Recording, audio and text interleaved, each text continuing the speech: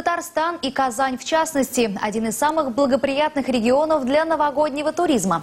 Такое мнение высказала руководитель пресс-службы Ростуризма.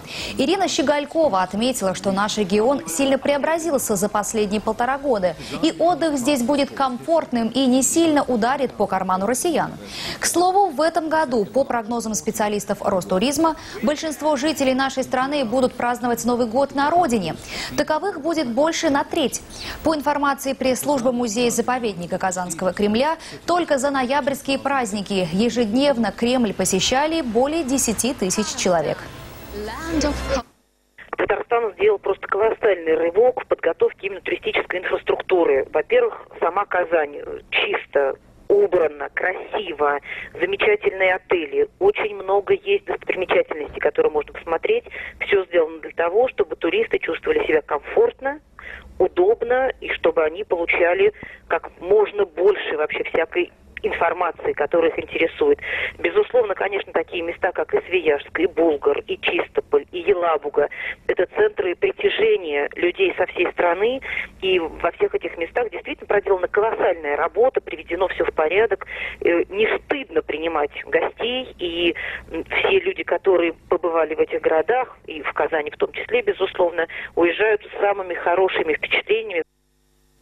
Не только туристов из России ждут в нашем городе. Иностранных гостей приглашают провести 3 счастливых дня в Казани. О столице Татарстана в эти дни рассказывают на международной туристической выставке World Travel Market в Лондоне. Главную ставку делают в основном на китайцев. Они больше других путешествуют по миру. Гостей из Поднебесной привлекает главным образом наше советское прошлое. В Казани есть дом-музей Ленина. Здесь же юный Ильич учился в тогда еще Императорском университете.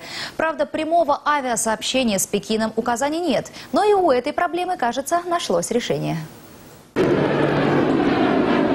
Казань уже в 4-й раз заявляет о себе на международной туристической выставке в Лондоне как о 3-й столице России. Правда, иностранцы знакомы главным образом с первыми 2 – Москвой и Санкт-Петербургом. Однако грядущие мировые чемпионаты по водным видам спорта и футбольный сделают Казань более известной. После Сочи Олимпиады, все наши японские публики смотрят Россию совсем по-другому. Вот Россия такая хорошая страна. И будет чемпион мира по плаванию, значит, еще про Казань, не Сочи. Еще все знают, что чемпион мира по футболу будет сейчас в Казани.